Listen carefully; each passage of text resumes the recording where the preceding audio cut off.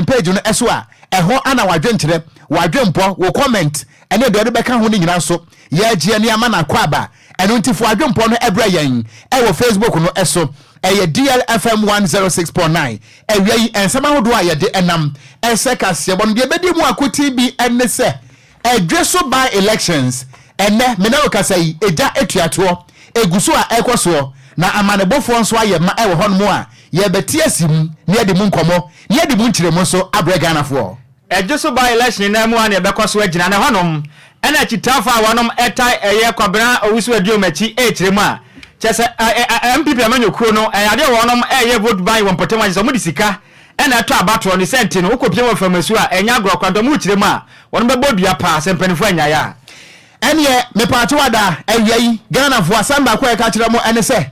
wo bofo ene de nenam ɛho apa so nti adwoso yɛbɔ amehɔno mo to say ɛwa ne nyina no ene se wo pania wono ana wo electoral services so ede Emma electoral commission doctors rebu akwaku wono so de atodwa akyerem se by elections na ekoso ewadwoso no apolisifoɔ nko a ene bambofo a yɛgye tomu de aka nyina no ntekuma yɛbɛdi mu nsam ene mu nkomo ede asom Ghanafoɔ yɛbɛbɔ ede awurabo of Ramantem na honom ena akoso mo down spirit a ɛho sensem be pie wɔ man Ghana mu 2023 mu a ɛkɔyɛ nsɛm pinisi amekasa enough time ma se bedwani o kyerem a odi aban ba kopiem wo court essence adehye o mokaka adwam no enya de aban oboa wonom na yebefiri Northtown na yede yani akyerem e wo South Dai eho ana wo mo emra hye bedwani honorable Roxen Nelson Dafia Mapo wode tudwa akyeremu ese mampani Akufo-Addo empese wode ne nsa ebehye anti-gay law no ase enunti watabiri nsam no ekopiemu e wo Accra Circuit Court eno akoto etena sam no so no wabo atoagu na enne ya yekasai ni lawyer ekyere se anamo court no tu ye no wobonyo so they are not happy too much enunti wo mo beko appeals court na judgment no wo ma challenge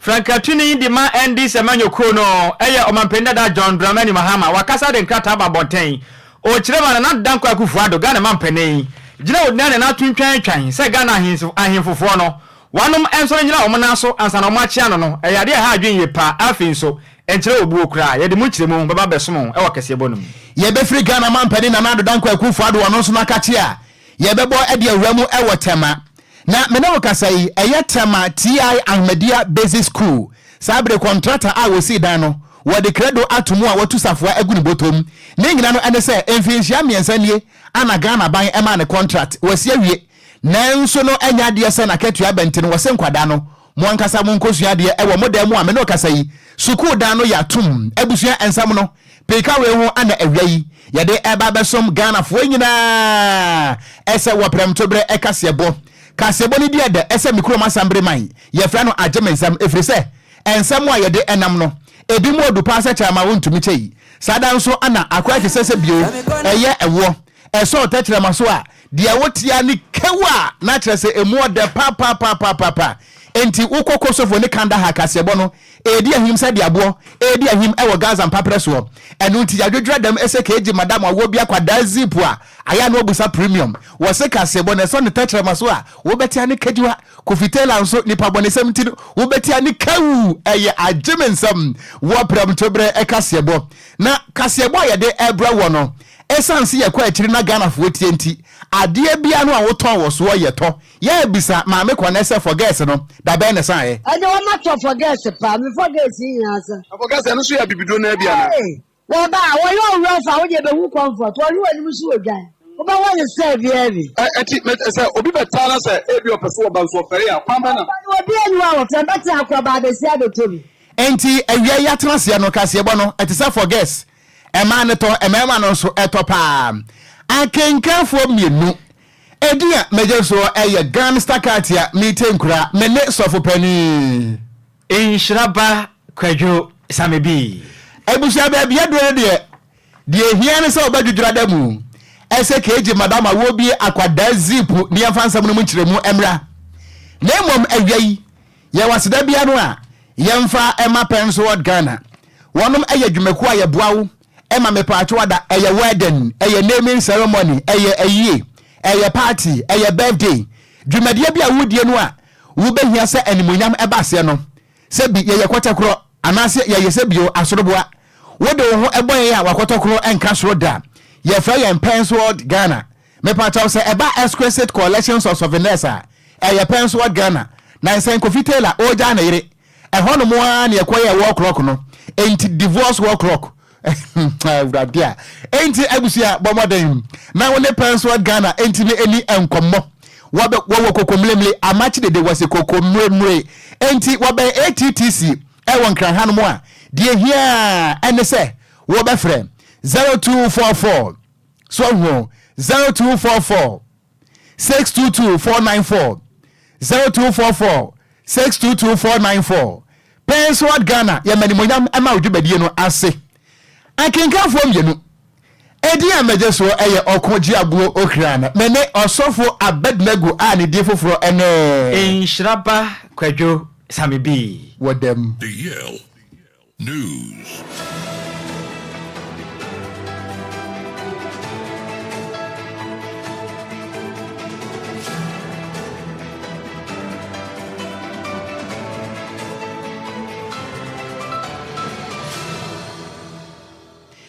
ma yama yetiefo akwaba na yenhye kasebo no ase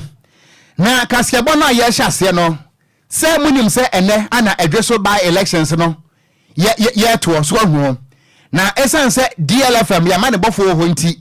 de better form ese kokwa mu nsam secret ni nyina no ye yipie e magana fo so etenia ekoso enu nti de bekoso ewo NPP amanyoko ni dirimu a kire se eye secret ye be yipie kwabra wo wusu aduo so wo ye rofo a de ekoso ni nyina so ye be yipie independent candidates ni nyina so wo mo ye rofo a kasebo mu nsam ye be yi secret no apie nti wan kan no kra me you secret apie ayo ne kako wo secret wa ho me ka chan e dey secret a me ka chan ta ma ka chere me se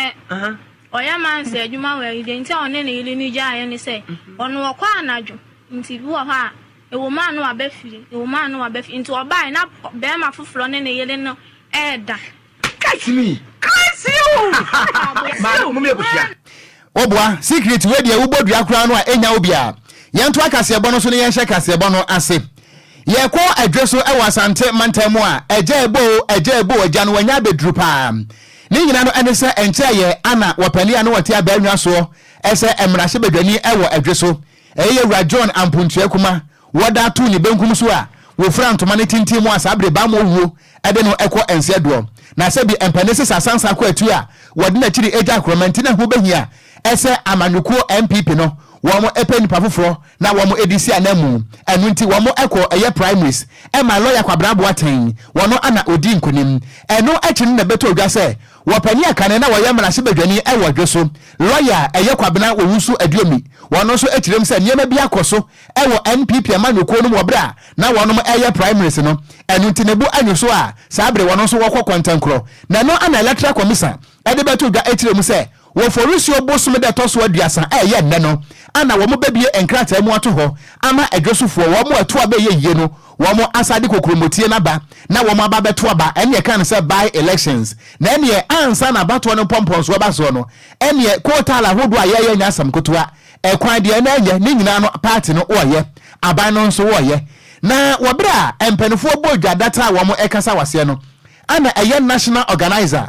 ede ema NPP amanyuko no eye Henry na naboache ye ba ne mrane ese na nabi wode atugda akyerem se by elections na ekoso no wono na nabi no kire se wo woni da so wo wawrehemu na nevem e wosoro esiri Roman father a wo kwa akwaje kire se communion na wo woni da so se NPP amanyuko no wo mo ebetimi adi enkonim na wobra woni nsamtrofo kasa na wo kyerem se na nsai ayade se global info analytics wonom ede survey be beto abonte wo mo ekyerem se eye wo mo survey a wo mo aye no e wo mo se NPP amanyuko no wo mo ebedi nkonim e wo by elections no na emom ebeya smaller margin na kire se wo mo ede emane kotoa bi ana ebeji to me no every day obeto so minu no ensam eno ana na bi e kirem se eye sa survey no a global info analytics ede ba ye no se bi eburu se bi nya ado emu hatu ese asire wase kensu takra efri se eye global info analytics wo no survey no de ba ye no lack credibility pa enyina so anim wigina so ede kobo besi ayen fa ma ho na wo kiremu a akwati se global info analytics no wo mo hyedem ana wo mo twe wo mo kon a de ompe na wo ma twero enu nti wo no de wo ka ede a kire Ghana fo nyina se by elections na ekoso e wadwe so enne no ento ankopim se nonum ebebo na electoral commission wa close door na afi ya kenkan no wo kirem se nonsia ebebo ne nonso eso no na NPP amanyuko no opani a wo kirem ede ama wonum eye lawyer kwabrabo aten na wono ana wadi enkunimu a Henry Nana Boache Nana B ne nsam no emu kirem ne. The new patriotic party, we are very confident that we are going to be victorious. We've waged an effective campaign. We've sent our message across. We've gone to the communities, we've gone to homes, we've visited chiefs, we've gone to the markets, mosque, everywhere. So we are very confident that we are going to win. But we are also mindful that we are coming up against an opponent, yes, who has been a 12 years MP, but then we should also know that he was not 12 years MP as an independent. He was a 12-year MP as an MPP member. He was an Elephant Party member. So all the things that he did it because he was an MPP member. And then we should not forget he was appointed as Deputy Minister for Roads under the NPP government, and because he was an MPP MP. So I just saw his MPP and MPP. We had some misinformation churned out, and we've corrected all of those impressions. I mean, and it's quite clear that as I speak, the new patriotic party will win. Lawyer Okogyeabour Ocran, our candidate, be the next MP for it. As I said, I just saw his NPP and MPP. So just so we've waged an effective campaign. We have a parliamentary candidate who is enti eni a yeti yeyi eye wopani a wono ana woboaboa edom ano ede ema NPP woso no amanyoko no Henry Nana Boache a yebonam na ne se Nana B ana ode sansem we atu edwa na eno achi no ana executive director ede ema Global Info Analytics eye owura Musa Dankwa wode atudwa ana wo kirem se Nana B ebegina bonte kasa an wonom eye Global Info Analytics fo wo mo so ve na ba ye no se bio eninyina so a wase Nana B wo hoya ne shidi papa wase wotimesire sakela na wo kiremu a efiti bra ye share eye partisan democracy ase no eyade se Global Info Analytics se wo moto nche a elusu wo moto nche a emfanchan wo ma otu issue anu atwa efiri se wo mu wanyina so ewo information bia no a wo mo ede beto abonten enu nti se NPP so mbedi agro na se Nana B se wono de wo warehemu ese biomalam ana konfirm atu ayira country knows we are credible. The whole world knows we are credible. Even when they come out to bash us in public, it's our poll that they read every night. So I'm not surprised. It's a line they've been saying for all this while. Or we're not really concerned about what they've been saying. It is tomorrow that our work will come to bear. I think we've shown that several times that we can be taken very serious. It depends on whether a DOMA would have used that as a message in this campaign. But every by-election is different. And also every constituency is unique, and you cannot really transpose Omina to Yusuf. But what we've seen clearly shows that the race is not going to be a walk in the park. And look, whoever wins will depend on turnout. Are you able to turn out your people to come out and vote? The momentum will be on the side of Eduemi. If you ask me, the momentum, the MPP has to whip their people to come out to vote. And when they do come out to vote, they must vote massively for their candidate. Because if they come out to vote and they vote in a way that is not favorable to their candidate, they could deliver the victory to Eduemi tomorrow if they don't vote the way they should. Enti ebusuafoni ayeti yeyi eye executive director awono ana eye Global Info Analytics wodi wo mo anim na wo kirem se wodi nka kandada no beka ne biem se akwade adwom wo kirem a na eye vote no de dodo mo abekọ NPP fo ho na mbom ebeya smaller margin eno nti wo mo ema wo mo tirem anyi wo mo de pi se wo mo bewi ni bum da bi wo se nya sa na tie emu nsam eno no na mayanko ahoma so na DLFM yensam troni a mena okasai wo akwa TV epoye atoye ani anafo ewo adwesu kropon no emu a ene ni nkurase Robert Bosomtwe abahoma no so Roberto mahan Bini amejozo na wapo mbako de adumni ahweye me hoye yeni musa by elections no electoral commission ebo hwisiri musa mo nhyase anopa no nso mena okasai wo premo ato abato ne nsam no etesen ewo ho ekwasen yenia yemma yetifu aha famra DLFM so na yenkai mu se ejebu ejano wanyan ababetu na ye chere se anopay nonso pepepe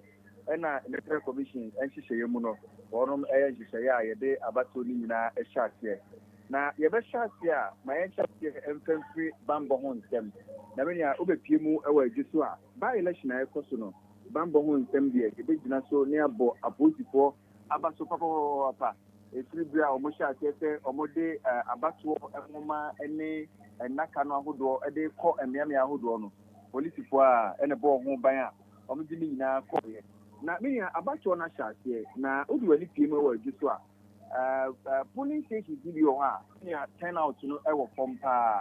da bi ho a ye hwe ni mu se nipa be 600 ana se ahansia ene beto aba da bi ho a be 100 ni ade da bi ho a ahansia 100 ahamienta e o se bo be ye nonkron e de ko nondu e de ba dumienu da bi ho be ko na dipa adiasa da bi ho dipa aduanan da bi ho dipa aduonum e tinta se voter turnout no e wo form na ade ba ko a e ko round wa ha omanfo e ka ho asem etiketia ashati a ewewem e wa to na e ko so na minia odo ni be piem a da bi ho no mo especially apromase odo ni chiem ho a etiketia e ko so a ye tiene se o kwa na ye share ka cho se je koto aba ma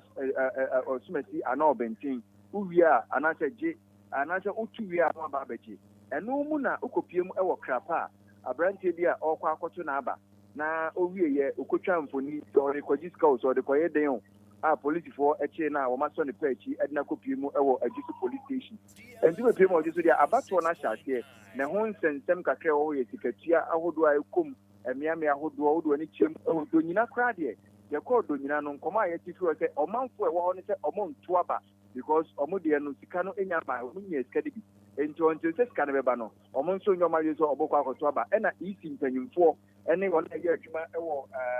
electoral commission so ye no etiti ho ena wonom etwen omo na menya so be piem wa adwuso a say ena ye share ne mu according to electoral commission no electoral areas no eye ba ko 28 ena fe polling stations ahodo no so eye 206 na enne entu abato no enquiry no na campaign for share ne mu say adwuso je oba yankra te kuta ne kire say enipa 106,513 and almost share mu say on beto aba enti na be pm dia adwuso abato no e koso na mu voter turnout no e low and na be pm so tikatia de omanfo bi cha na e chebi bosomtwe mami musa vote buy na wo say enkofo tua no wo mu tua ma nkrofo ne ade no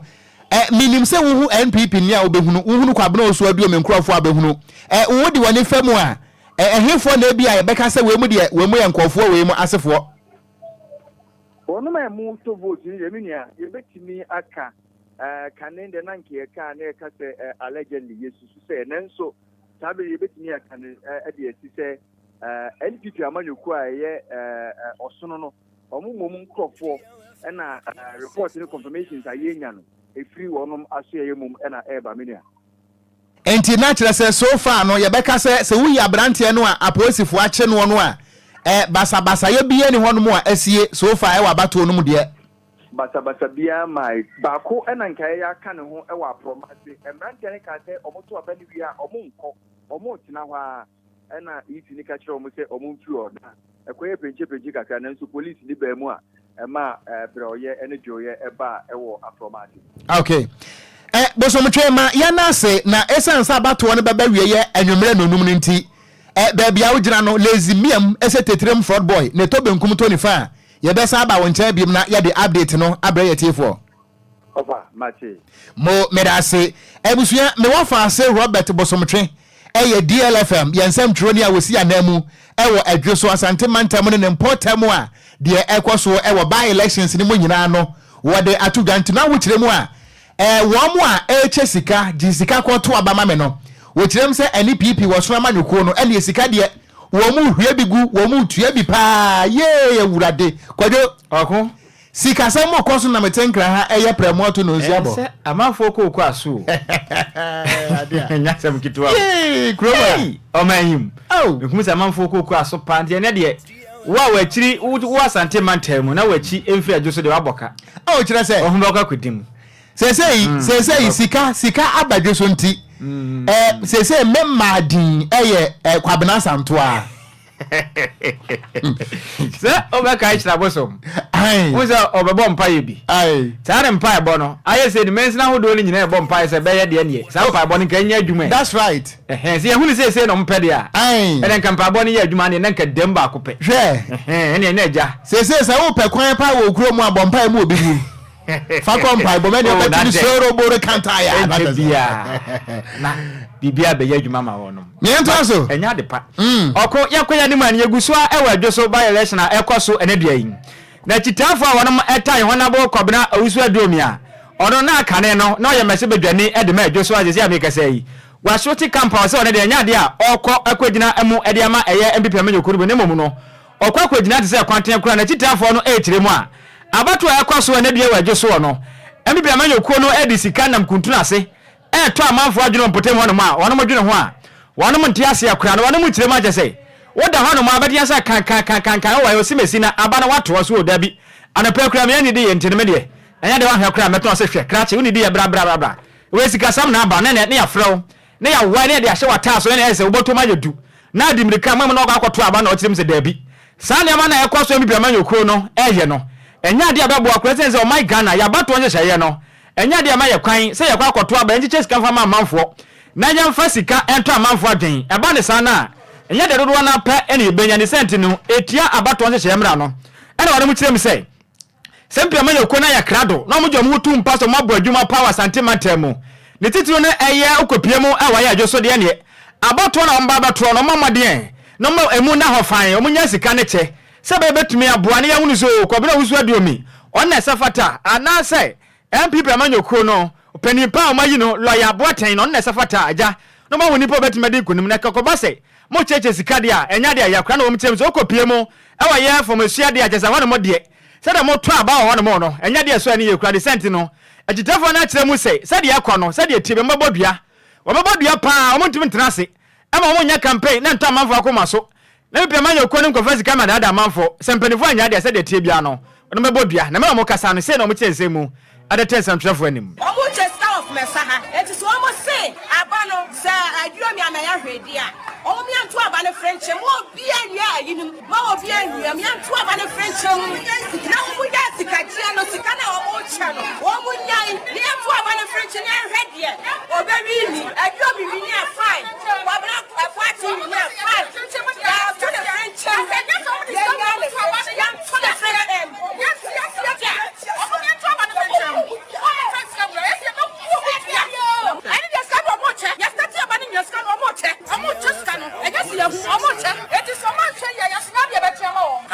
Black, Abesi, Anglican Primary. It's Anglican Primary, Abesi Sistage headquarters. From Sistage headquarters, so as I position, Sikamkuma. Kano yesi Abesi, Sikamkuma, Chitafa, one more try a year, one about Cobno, who's where do me achi, and I whatever one no. Oko, yes, Kana Bessi. Na Sikamkuma. Mami ntie baby omka se ombebodua no. Mami ehwane ya medepa. Adwosu de wo ye ho for ye bodua mpa o. Tie, wo die tie. Ni tie.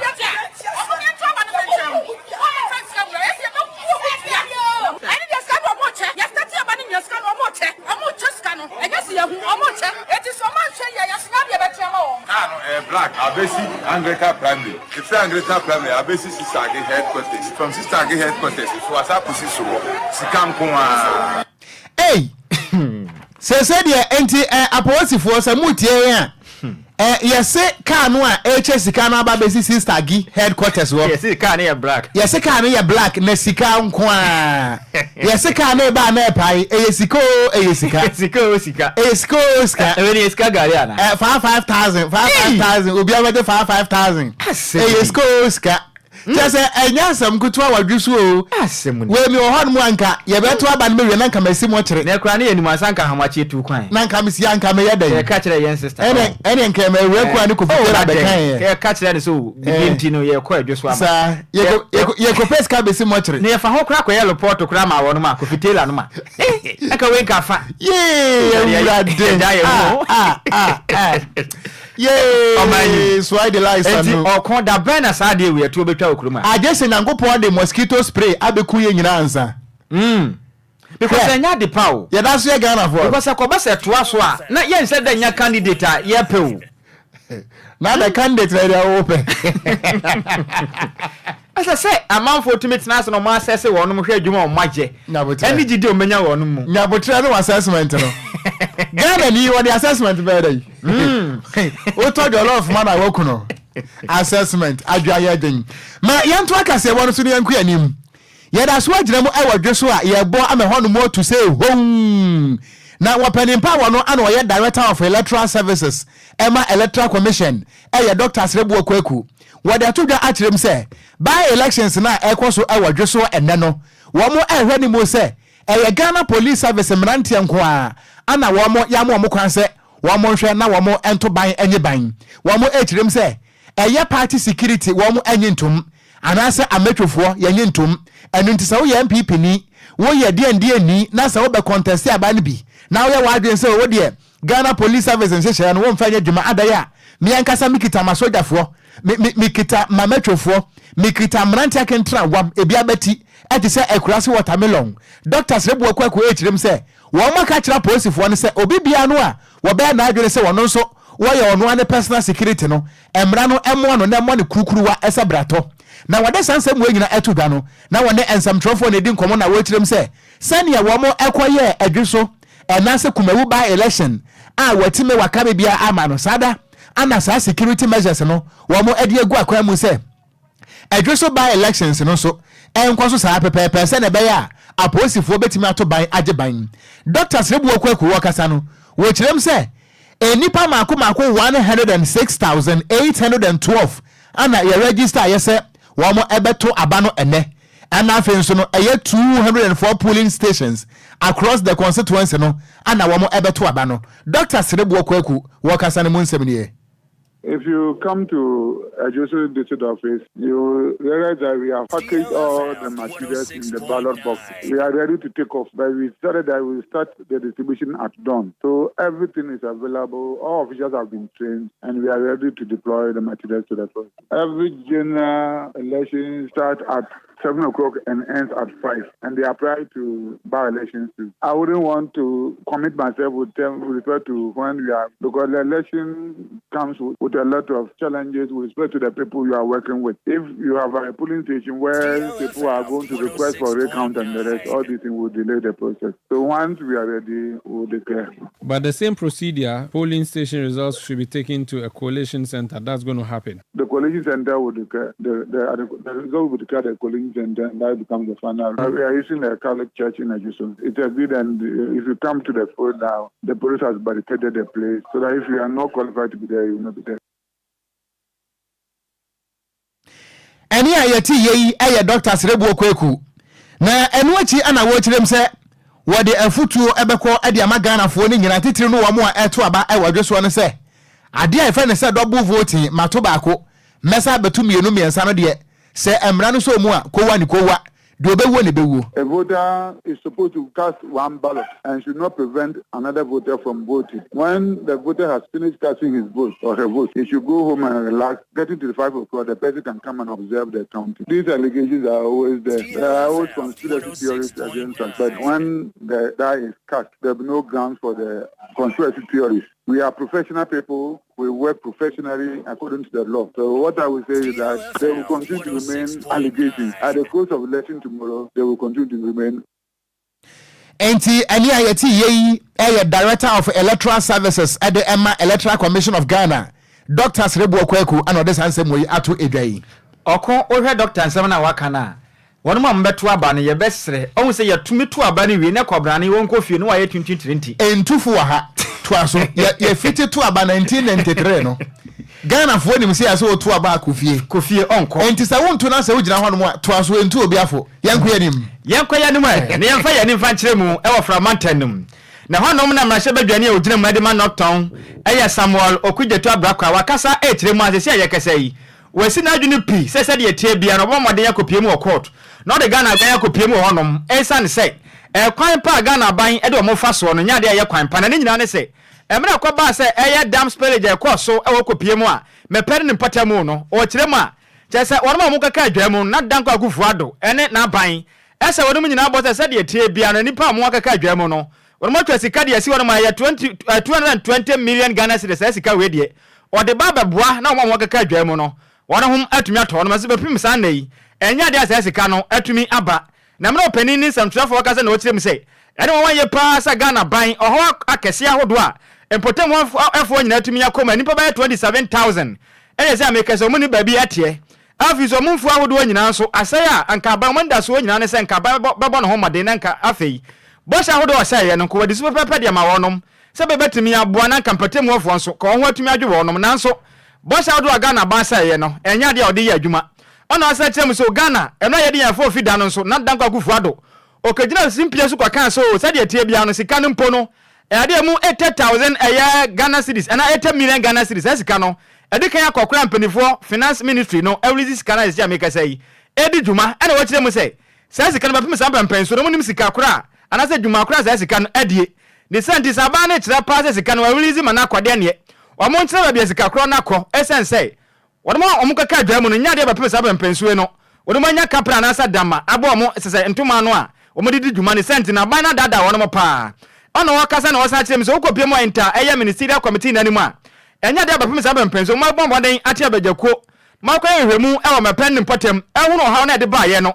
ene kwa hodo mefa so mbetumi apa anusumasibere na afin so bosha hodo mo hye no kwa mefa so meche sika anasa mo de akade ba kwabo ani pa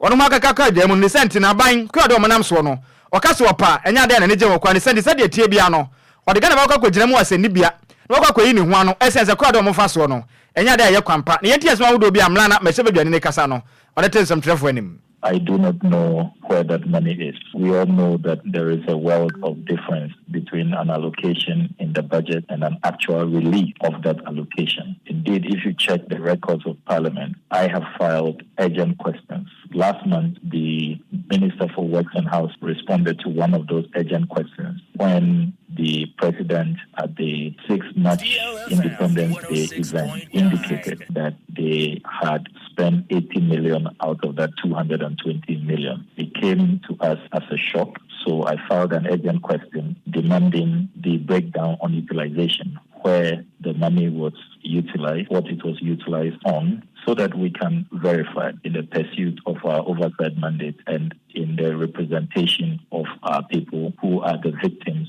of this disaster. To our utter surprise, we could not get clarity from the Works and Housing Minister. He couldn't tell us where the 80 million cedis is, what it has been spent on, what the utilization is, and he left Parliament more confused and more hazy than we were before he came to respond to that question. So really, Evans, we feel abandoned, neglected, totally rejected by the government.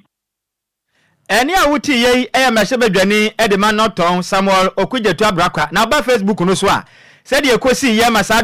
dam spell je course so e wo framanta mu adishom kaka dwombe Facebook no so DLFM 106.9 na wankasa fo ani behwe bi said ye nsuo etumi agi kuro di fa so aje se na nya asam keto akora okon me yento akase bo no eso me nka bi kura na me nkwa manim na oba ye Facebook no eso anipa bone ni ubetime do message ni nyina abrayan DLFM 106.9 Facebook na ba wasaba ana wasi wotie hwen live edi free tema community 2 yara se ana wasi NDC all the way na NDC be there wa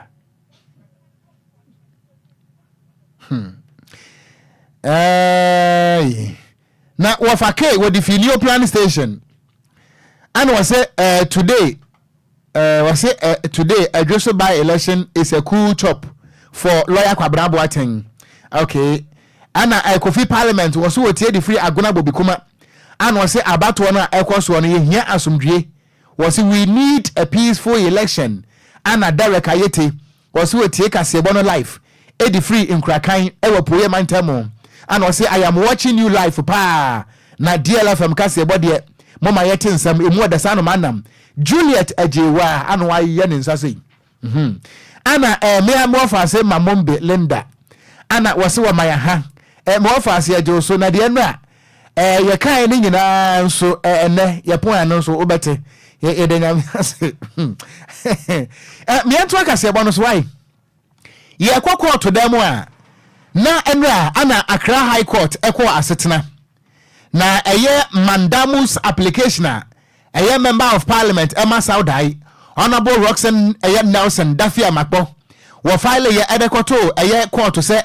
anka court no enhye mampani Akufo-Addo nanka eye anti gay law no mampani fa nensa enhyase nanka emra meye mra no enu akoto ebo sansem ne nyina no etugo ye na ensam miensa anana yewra Nelson Roxanne Dafia Makpo na wohwehwe ewo court no atemu emudi ntia wode eye mandamus application no ekoto eye high court de edi nkan ene se nanka wohwani musa court no ebehye mampani Akufo-Addo nanka mampani agina eye article 106 cross 1 and cross 7 so na wode nensa ahye samra na se nanka LGBTQI+ honsensem no ye twa musa do ewo krom ha na afenso no nanka wosa hwani musa court no won hye na santi bedi etuo ene Jubilee House na enkrata no a wo mo tro ye ebete marahye badwafo wo ne se wo mo nim na wo mo nim na so wo mo de sa law no ebepiem e Jubilee House a ene pa bobonyom kowa ni kowa do bewo ne bewo no na Honorable Roxanne Nelson Dafia Makpo ehwe ni mu se sa enkrata no so nka Jubilee House ebe withdraw na nka obetwe asensan de etoso amiensa nanso ene se mampani si wontimi ehwe sa amra no mu a won forward e won pianso emfa ema eye Council of State nanso ne nyina emo no wobra eye court no etenase no ana wodi to dwa etire mu ese sa asem a Honorable Roxanne Nelson Dafia Makpo edeba ye no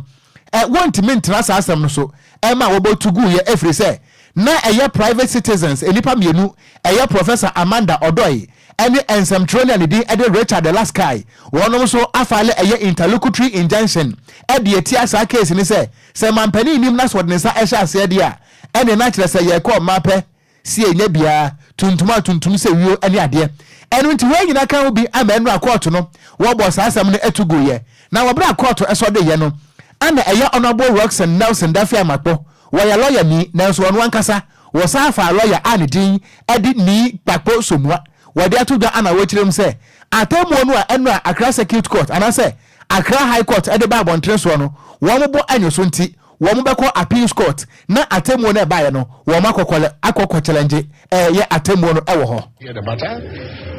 We satisfied the conditions in respect of the grant of what do you call it, of mandamus application. However, it has a discretion, and so it will choose to exercise its discretion not to grant it on good grounds. One was the fact that there's a pending application. There are two suits at the Supreme Court. One is challenging the constitutionality of the bill,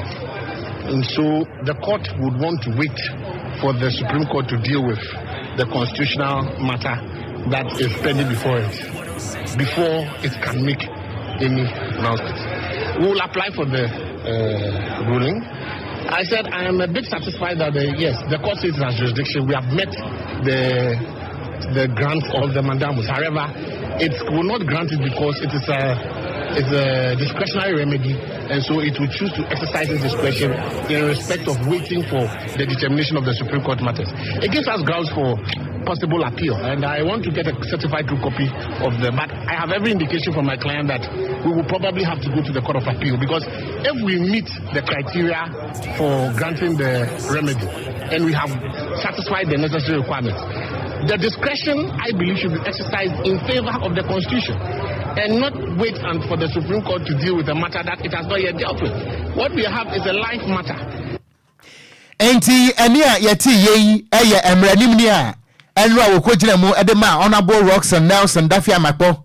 ani din edi ni Kwadwo Somua ana wo kirem ese atemmo no a enra Accra High Court edeba ye no wo bonyo so eno nti wo beko appeals court na wo mo akwaji enchiremu foforo emunsam eno no yento akasebo no eso yeto akasebo no so ane yebo edi awuramu wo frankatuni edema ND Semayoko no John Dramani Mahama wakasa de nsem de atudwa echiremu a Ghana mampani Nana Akufo-Addo papai ensma hodo bi ni dwumadie bi a wadi o man Ghana mu nya mianim no kure ni enya de atwaye kura no mampani da John Dramani Mahama de nsem we nyina atudwa ma okopie mu ewo otin region na wakirem se da bi sana mo na danko Akufo-Addo tu ye pa se wakọ dwumadi ase wakwado sa himfo atena ase ahimfo abodwa na danko Akufo-Addo Ghana mampani wakọ atena ase a wo se ohene no mamade na onsori na omechia no se ye no ne se na mben o mana ye wo mu no na no mahimfo Ghana mamla no echire mu so mo no mo ye mpanimfo agese ehu hia so mampeni ubeka kire wo hene se won sori nya na naso ansa wachiaw na edwam na manfo atwapu na tese o mampeni ade ne nsa e kasa papa sore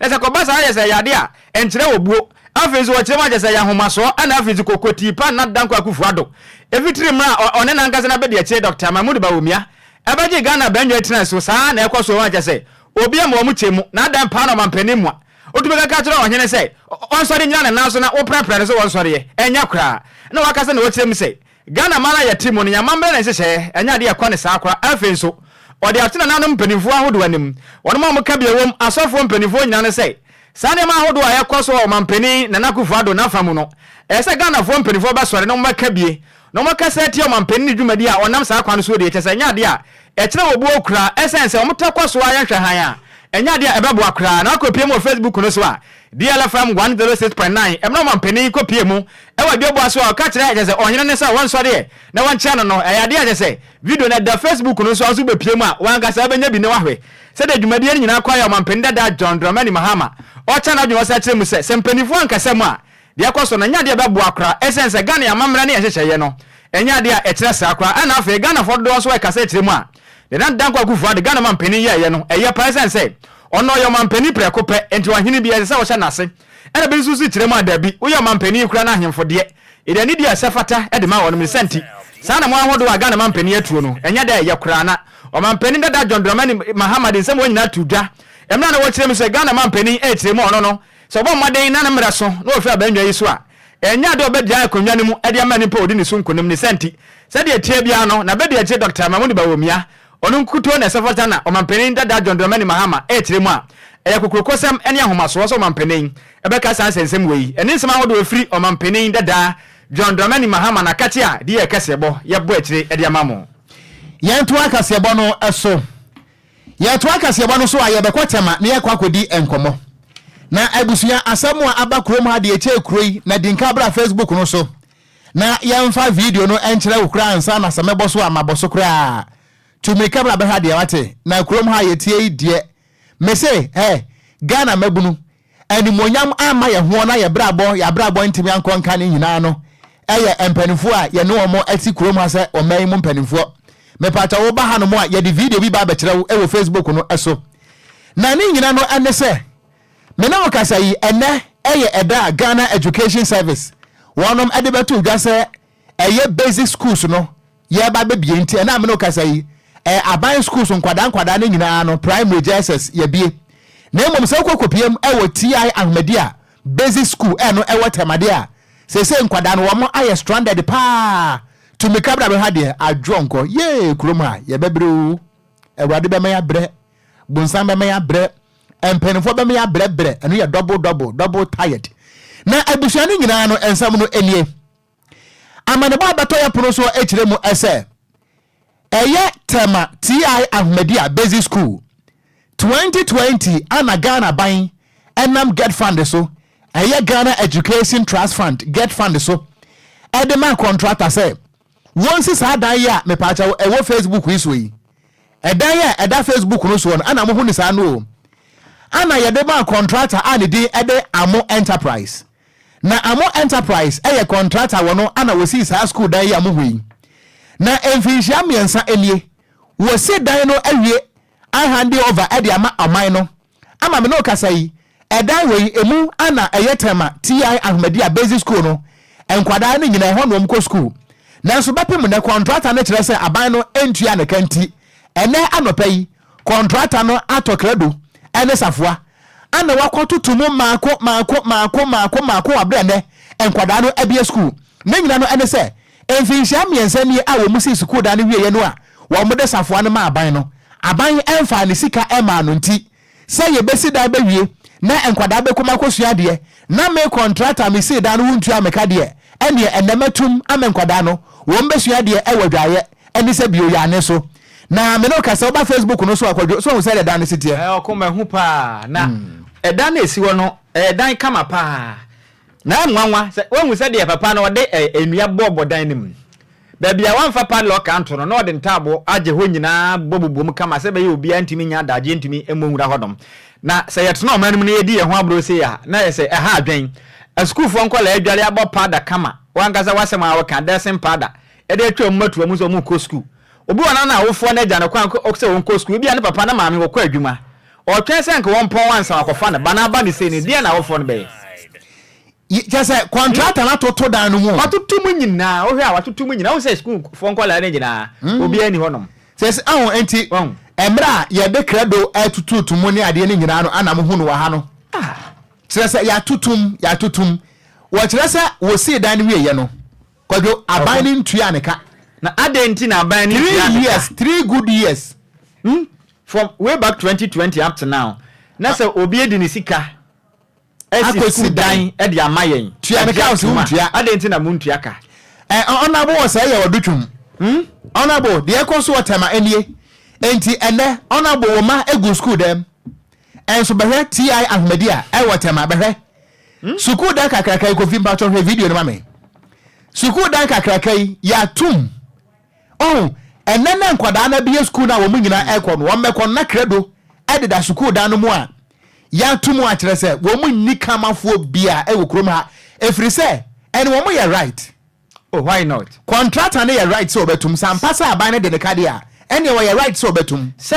onu so ni se sa kwa no so no fa wo de beka ni sika bia yese ni wabo wono ma abo anya de ampenifo fi wo fi wo no mte no I think say onu no hu ni say eno ne kwampa obetumi de afa so na waje ni sika watum nti da ba ne yentena se ya manu nduru pempen so sei you see eba ne say ya education minister ono enka no dabi contractor no ono so sebi so ndo wo ye na dwuma ono so enka no na emom Ghana ni a wokoto abade ma pani se pani ma na bra bon kofom enye mrema no he ono mom na ne ho akaka adwa mu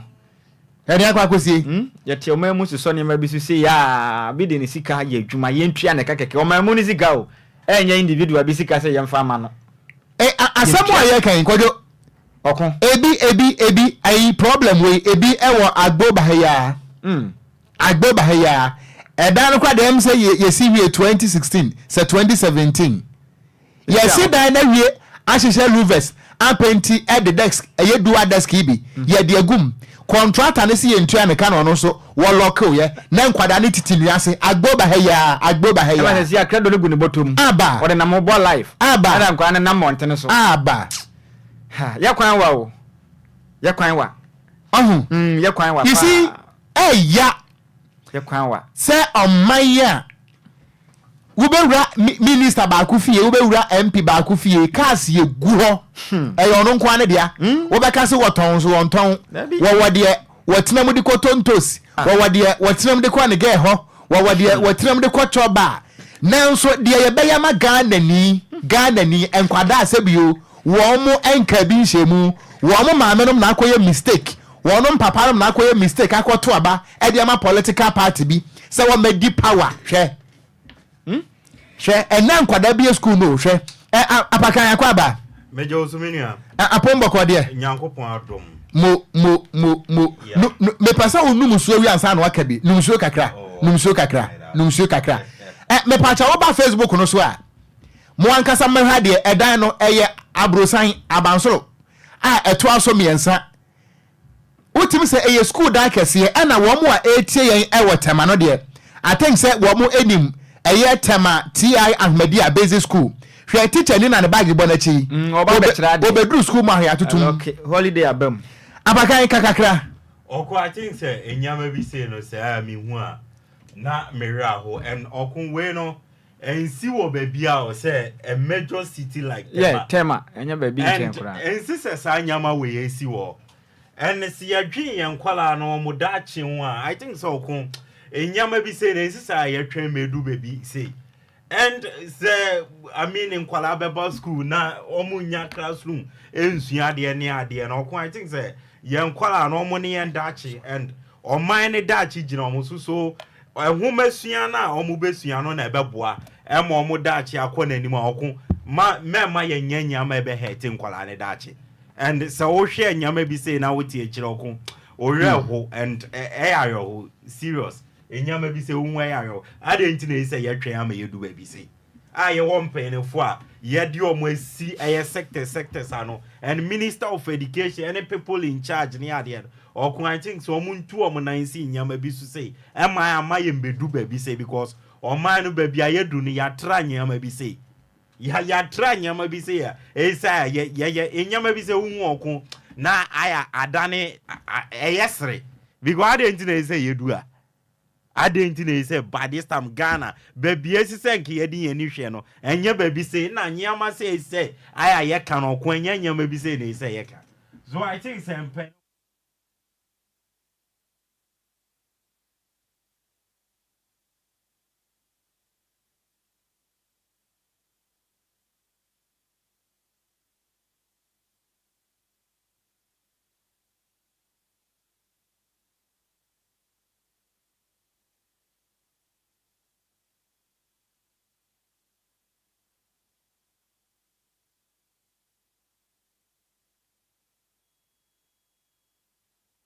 DL News.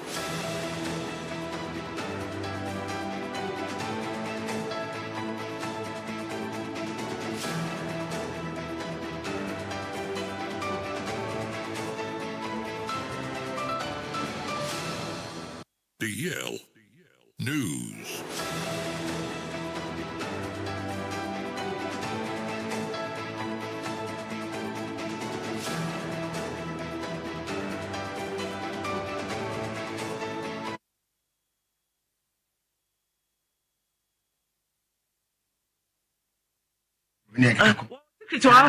One can look at me, secret.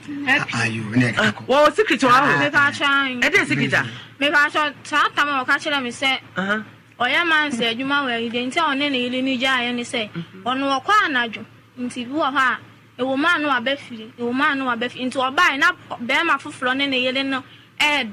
Catch me! Catch you! My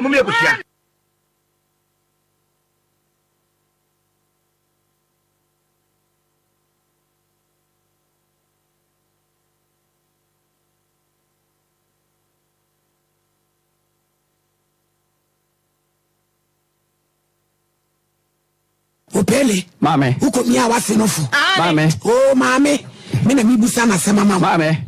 me pa cho na ma atwum kakra na mabo